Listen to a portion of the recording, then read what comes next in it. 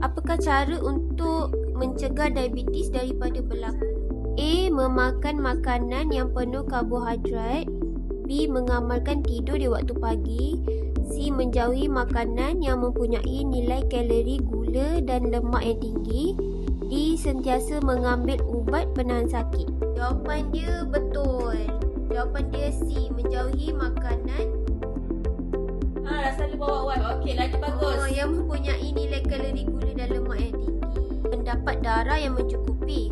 Punca utama kekurangan bekalan darah ke otot jantung ialah A. Saluran darah menjadi sempit. B. Saluran darah mengembang. C. Saluran darah rosak. D. Saluran darah bocor. Jawapan dia A. Betul ke Farah jawapan dia A? Betul.